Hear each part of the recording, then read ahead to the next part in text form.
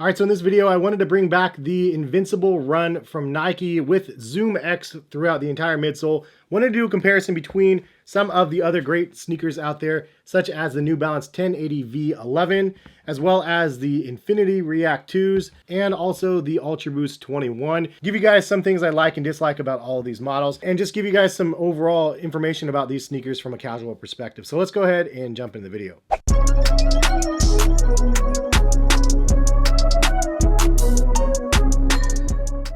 What is going on, guys? Hess here, collectivekicks.com. If you guys haven't used my website yet, basically I curate a bunch of sneaker deals that I find throughout the week for you guys and then post them on my website. You guys can go to Nike and Adidas and shop around and see what you like. If you guys are interested in buying any of these sneakers that I have out here, I will link them in the description, and hopefully you guys can go check them out if you guys like what you see. But this is a video that I wanted to do, though, primarily because of this sneaker right here. This is a really, really crazy, soft, squishy shoe that there's a lot of things I absolutely love about the shoe. There's definitely a couple things that I don't like, which is not fun to hear because I just got the shoe and I was super excited, but there was just some small little nitpicks about the shoe that I think are worth mentioning. But I also wanted to compare it to some of my other fan favorites, such as the 1080 V11 and the 10, and then obviously the Infinity React 2, because I think a lot of people are wondering, you know, which one should they buy, one of these ones. Also from the similar vein, but also very different feeling on feet, the Ultraboost 21 to the Invincible. So let's go ahead and get in, and maybe we'll give you some information about some of these sneakers that you didn't know. So the Zoom X Invincible run features full-length Zoom X on the midsole, which is a crazy soft and squishy feel that is really, really soft. I mean, really soft on feet, and it feels great, and something that I've been waiting for the longest time of Nike to be able to just make a pair of sneakers like this. So first I'll get into some of the pros, in my opinion, of the Invincible run with that full-length Zoom X. So that's the first thing. The fact that you have full-length Zoom X without a carbon fiber plate in this shoe makes this the first pair of its kind, as far as I remember, that doesn't have carbon fiber in the midsole. Now we have the Pegasus Turbo and the Turbo 2 that was marketed as Zoom X. I remember all the paperwork and stuff that I saw, and it originally said Zoom X, and I misspoke because it's actually Zoom X and React. And later Nike corrected some of the words that were out on the internet from the shoes. So the Pegasus Turbos had Zoom X and React. This is a full length Zoom X, which is gloriously soft and squishy on feet. It's crazy, crazy good. Then you have a mesh upper, but the other thing that I like that's a pro is the liner of the shoe. It's super soft and squishy, really, really good liner. And the fact that there's a detached tongue here for some extra wiggle room. It's just a great pair of sneakers on feet if you're looking for something that's really comfortable. Another shoe that reminds me of this one is the Cruiser 1s. That was actually a really good shoe as well that Tinker Hatfield designed. That's like a running sneaker for older people. It's really quite soft and squishy and really good on feet as well. Fuzzier liner though, so I like this shoe better than that one. Also, this one is softer on feet than the Cruiser 1. But the Cruiser 1 also has Nike React midsole. This has, again, that fancy Zoom X. I would say if you like the Cruiser 1 or the Infinity React 1 or 2, you'll probably like this shoe better. If you like the soft, squishy sensation of those sneakers, it's turned up quite a bit in this shoe. It's really, really soft and squishy in comparison to any of the other Nikes out there. That softness feels really good when you need like a recovery sort of run if you're going to use these for running, but it's just a really nice option if you're wanting something casual to walk around in. Probably not the best shoe to be standing in all day because of all the crazy soft squishiness. That's part of the reason why nurses use clogs and stuff. It's really, really firm underneath their feet. They don't want something overly soft and squishy.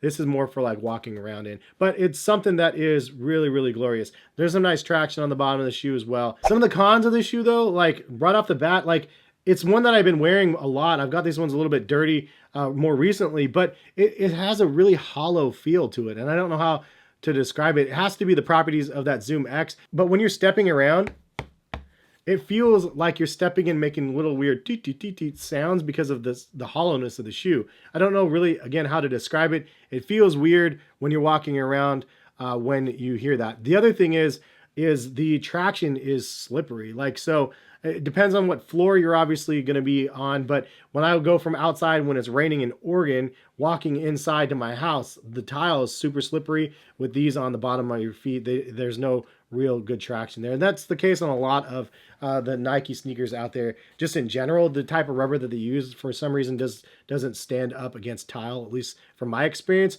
but it's just something to note. The biggest con though about this shoe, in my opinion, is the fact that it looks like Nike React.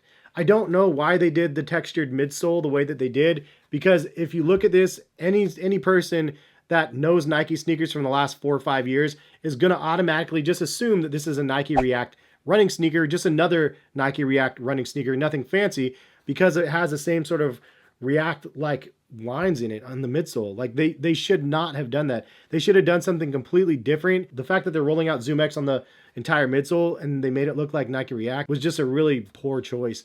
Also, it's the very first one with Nike ZoomX on the midsole without the carbon fiber plate, but there's no ZoomX branding on the midsole. Like they took the opportunity on the Pegasus Turbo to put the ZoomX branding on the React part of the midsole in the wrong placement.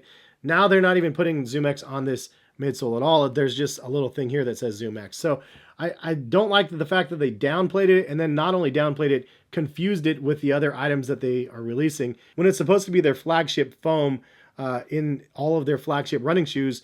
I don't know why they did that. To me, both of those things are confusing. Another big con is the shoe's not as light as expected. This one's significantly heavier than the Pegasus Turbo 2s. It's actually a little bit heavier than the Infinity React 2s as well, which I would have thought this would have been at least 2 ounces lighter than the Infinity React 2s. And it's just crazy to me that they ended up making this the heavier running shoe out of the group. When it has ZoomX, it's super soft and lightweight. And the last con, in my opinion, is just the shoes are a little bit ugly. I mean, it's not a very sexy looking shoe. It's a little bit clunky looking, weird wide based on the back, but obviously functional as well. It's a functional shoe, which for me, I personally love. I just don't, I look at it and go, yeah, it's a functional shoe. It doesn't like segue into like a sexy world in my opinion. All in all, there's a lot of cons that I mentioned in the shoe, but I still really like what the shoe has to offer. Moving on to the 1080 V11s from New Balance. These feature Fresh Foam X in the midsole of the shoe, which is a soft, squishy midsole, and the Fresh Foam X is lightweight as well. So this is lightest of the 3-4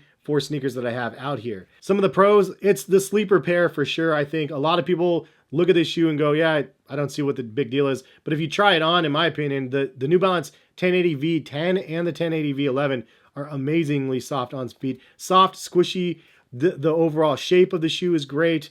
The overall fit and the comfort of the shoe is great. I should mention that I went true to size on these as well with the 9.5, but the best thing is they have wide options as well. So that's another pro. I went with wide, not extra wide, but they have up to extra wide that you can even get, which is great that they offer sneakers for wider feet. It's the cheapest shoe out of the 3 as well at $150, which is another pro. And if you don't want to spend the $150 on these, you could get the 1080 V10s on sale as low as like $90. I've seen them as of right now. And that is exactly the same midsole as you get in here. So really good option on sale. The heel cup is actually really comfortable. Another pro, it's like the neoprene type material, but more minimalized than on the Nike Invincible runs. It's just comfortable the way that it molds to your foot, which is the next pro, is the natural motion feel of this shoe. It's not overly rockery feeling, but there is a rocker motion to the shoe.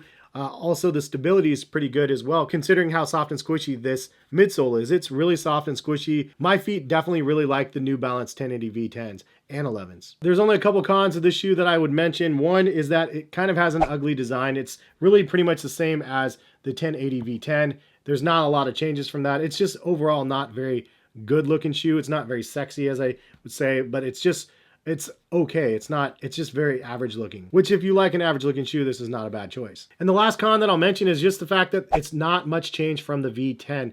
The V10 has the same exact outsole, midsole, with the exception of the little micro dots all over the midsole. The V11 doesn't have that, but it's primarily the same midsole, pretty much the same upper structures and everything. And all in all, like, I guess if it's not broke, don't fix it. But why would you get the 11 when you can get the 10 for much cheaper, is really all it comes down to. So it's not that big of a change from the 10 to the 11. So if money's tight, definitely go for the 10. But all in all, that is an exceptional shoe that I absolutely love recommending to people, and always see the comments come back that say, dude, I saw your video on those. You're right. Those are amazing. And you know, it always makes me feel good that people are having that same vision that I had when I tried on the shoes. And the last pair out here is the Ultraboost 21. Now, I've done a couple different videos in the Ultraboost 21. It's definitely a shoe that you guys know that I really like. And I'll start off with some of the pros. The natural motion of the shoe, heel to toe transition, is really good. You just put it on and it just feels like a good experience on your feet. It doesn't feel anything weird or clunky or hollow feeling like the Invincibles. Like, it just feels really good. There's also a sturdiness to the build. It's not ultra squishy on feet, which is interesting because I would have expected it that way, but this is actually a shoe that I'm okay with them not having the softest and squishiest vibes to it. If you want something soft and squishy, you can go with the other two options. If you want something a little more firm, you can go with the Ultraboost 21, and I think that you'll be pleasantly surprised. The next pro is it does have a breathable upper. The fact that it's also prime blue recycled polyester is a huge plus as well. Hi, are you ready to go? We're waking Matt up. Oh, are we? Yeah. I'm almost done with this video. Excuse me, I farted. Oh my gosh, you were stinky.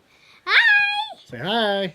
Hi! We're doing a video review on these guys. What do you think? Hey, what's that? That's a bear brick. I'm the kid. This is a bear brick. Be very careful with Bear him. brick. He's not a toy. He looks like a toy. Whoa, Atmos and look. Pigeon. Whoa, look. That face and that face. That's Yeah. pretty cool. Panda. Ooh, what are these shoes? Those are the Ultraboost 21. What do you think? Pretty cool. Are they not? Are Dollars. they? Did you what? I said dollars. You buy them for $1.60 on Charlie's.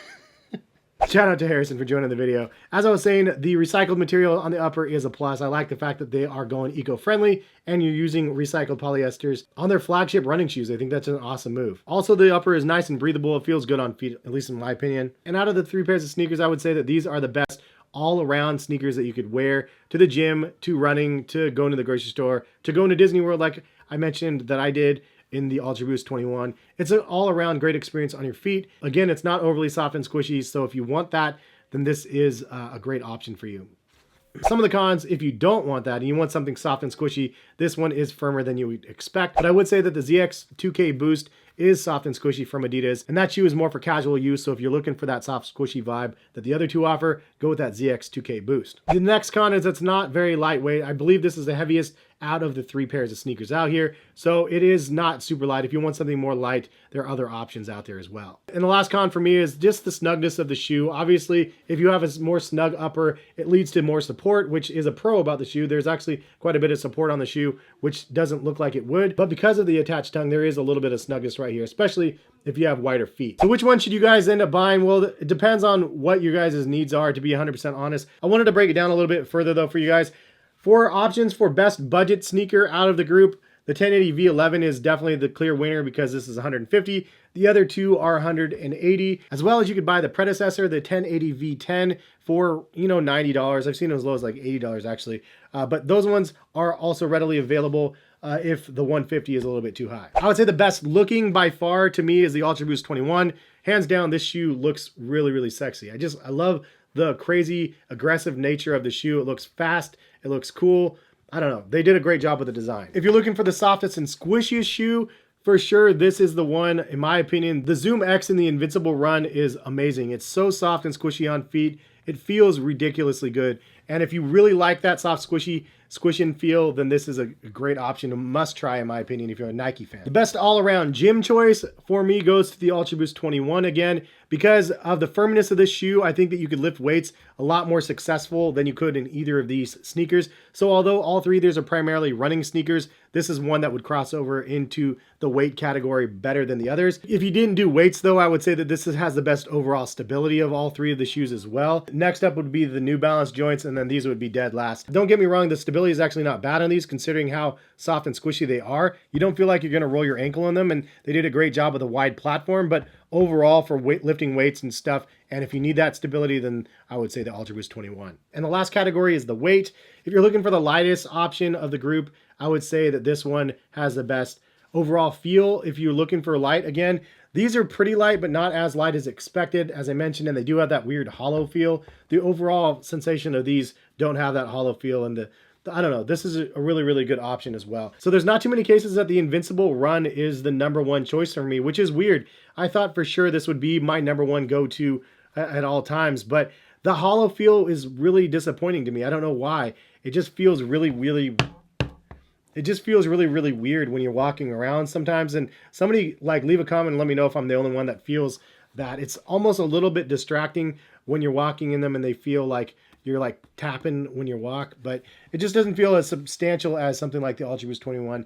And I don't notice that issue with this. And this shoe is even lighter than the Zoom X. All in all, realistically though, all 3 of these shoes are great. I could wear any of these on any vacation and be super stoked. And I'm really actually impressed with what all of the shoe companies have come out with so far in this year. It's been a really fun one for new sneaker models. But if you guys are interested in buying any of these, again, check the links in the description. If you have a favorite of these 3 that you guys personally prefer, leave a comment in the comment section so I can see and so other people can see what you liked about each of the models. And if you have something else that is in the similar vein as these that you guys think is a great option to try, leave that comment as well. And if you guys want me to try those shoes out, I'll definitely, give them a go. Anytime there's something that's comfortable that can cross over from that professional, like elite trainer world over to the casual, like I'm all in on trying to find out what those are. But anyways, hopefully you guys found this video helpful. Have a good rest of the day, and maybe we'll see you guys back here for some more videos. So subscribe if you haven't, and stay tuned for some more content. Peace, guys.